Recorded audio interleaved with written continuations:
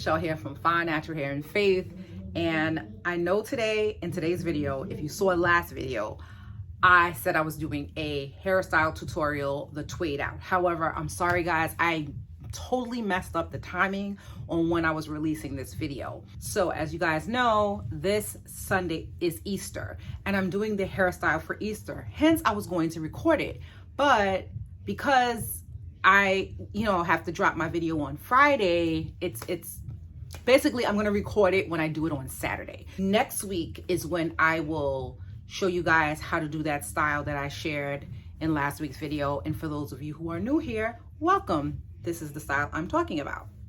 So today's video is really going to be a continuation of last week's video. I have a lot of videos coming down the pike for you guys. I very rarely do product reviews.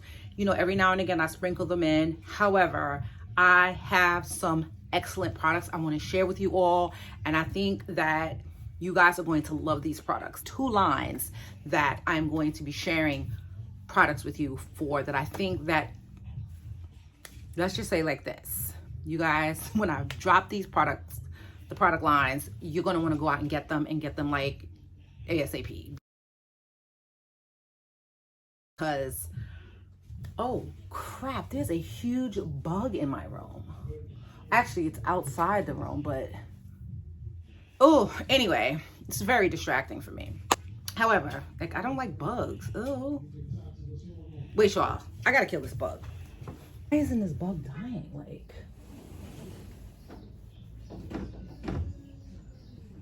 Get out of here. Oh wow, this freaking bug doesn't want to die. Okay, I'm back. I just hate bugs.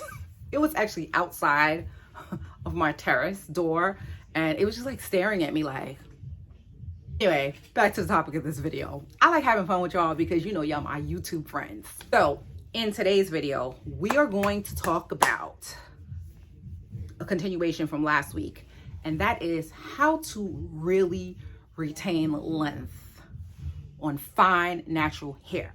If it is your goal to retain length and grow your hair longer, and you've been doing all of the things, gentle handling, low manipulation and protective styling, cleansing your hair gently, detangling properly, moisturizing and using protein and strengthening treatments, but you're still not seeing your hair retain length, it may be this. And it's similar to what I said last week. You're handling your hair too much. I want to go into it a little bit deeper this week because there's more that I want to share with you. And it starts with my own journey of how I noticed I was stuck at a certain length. I mean, aside from trimming and stuff like that, I would get my hair trimmed or get it cut and then it would be at that length. But when I decided to let it really grow and not mess with it too much, not trimming it unless it really needed it, one thing I noticed is that I was stuck at armpit length for the longest time. I literally was stuck there.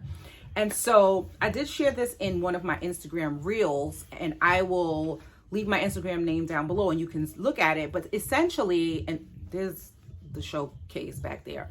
Essentially, and she has to sit next to me. Essentially, there are things that I did. Consistency is what really brought forth a change. I am now past bra strap length, and I will share that. Look, right here. That's basically what the reel was. My hair would be stuck literally right at bra strap length. I never would go past this. Now I've exceeded that by about 1.5 inches. So I'm coming to share with you guys why. So let's look at some of the things that I was doing, and I was doing them consistently, but they actually impacted my length. One was washing every single week. I know some people don't agree with this, and that you have to wash your hair every week and your scalp every week, especially if you work out. I just disagree with that because I work out and I barely sweat. It really depends on your genetic makeup. Some people don't really sweat like that. And if you don't sweat a lot in your head, I mean, obviously you have to use common sense. And if your hair needs washing, you wash it. You don't just let dirt build up and your head get funky. That's common sense. What you do want to do, however, though, is not wash your hair if it doesn't really need it. And for me, I know that I washed my hair often because I thought that's what I was supposed to do. Every week I gotta wash my hair. And it just really did not need it. My hair was not dirty. My scalp was not even dirty. And I didn't have product buildup because sometimes I really don't put a lot of product.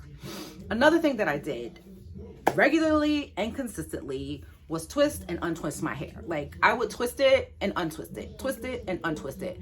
Way too much manipulation, it's just too much. So I was trying to get that freshness factor. And the fact of the matter is that when you do your hair in a twist out or a braid out or anything, it doesn't have to look perfect. Actually, it's probably better that it doesn't look so perfect because it looks, you know, it looks natural when you have your hair in a twist out and it's not perfect. I'm okay with not perfect. I don't know about you, but I'm okay with not perfect. Are you okay with not perfect? If you are okay with not perfect, thumbs up this video, please. Thank you. Another thing that I used to do ridiculously, like, and this is all, if you can tell, is all about manipulation. And that is, I would fiddle with my ends a lot, like twining them, twisting them. Too much. It impacts length retention. You may not notice it at the time because it doesn't feel like it's breaking, but you're increasing that wear and tear on the strands. Another big thing that I did consistently with regularity was detangling often.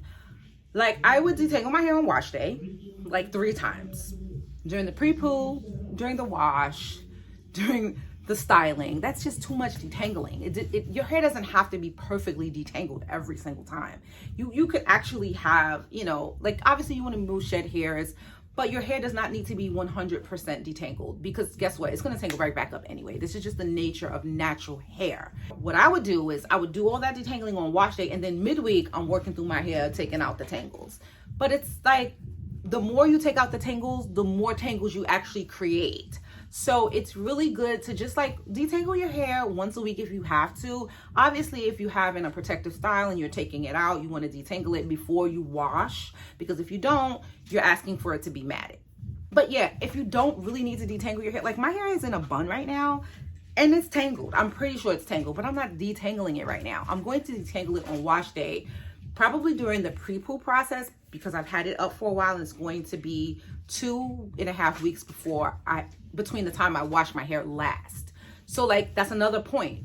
If you wash your hair less frequently, you are going to have to detangle it before you wash it instead of just waiting. You know, you may have to detangle it twice on wash day. It all really depends on your hair. And the last thing that I did that definitely impacted my length was I tried way too many hairstyles. Like I wanted to try every hairstyle that I thought was cute.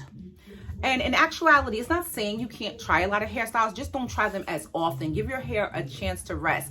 Maybe snapshot a picture of the style you want to try, file it in your phone or on your computer somewhere, print it out, put it in a book. I actually have a book of hairstyles that I came across and I really loved these hairstyles. And I knew I could do them on my hair because my hair was like similar in length, if not just slightly shorter or slightly longer. But I'm not gonna try those hairstyles right away because I'm be doing stuff and doing stuff and doing stuff and I'm impacting length. So now what I do is I'll go back to the book, refer back to it. That reminds me, and I'm gonna leave a link down below because I totally love promoting other creators who have excellent content. Now, she is a lady that's not of color, but that's okay because her hair is curly. It's a looser curl, but the styles can be done on curly hair, kinky hair, as long as you have a similar length or you're someone who wants to add hair to your hair. I don't do adding of hair, so I stick with the styles that I can work with my own length. But her name is Hair Romance. I love her styles. She has a book of twist and pin styles, and she has a book of braid styles. I have both. I will leave a link down below in the description box in case you're interested. These are paid for books, but I honestly believe that they're really, really cute styles that she shares, and she shows you step by step how to do them. And so, you know, if you have longer curly hair or if you have looser curly hair that is at least shoulder length, I really think you can do these styles, and I think you will like these styles. So I will leave those down below. But yeah, it's not about not manipulating your hair ever. We have to manipulate our hair. But the biggest factor in retaining length is manipulation and how often you do it. Of course, there is things like flat ironing and using chemicals, but that is also a form of manipulation. So again, just like the last video, I'm gonna say it today and I'm gonna say it again. if you want to retain length, you have to do less with your hair. You have to only kind of deal with it and handle it when you have to. And so I will leave it at that. Thank you so much. I hope you give this video a big thumbs up. And I promise the next video is that twayed out hairstyle. Thanks again, and I'll catch you in the next video. God bless you, and may the Lord prosper you and keep you.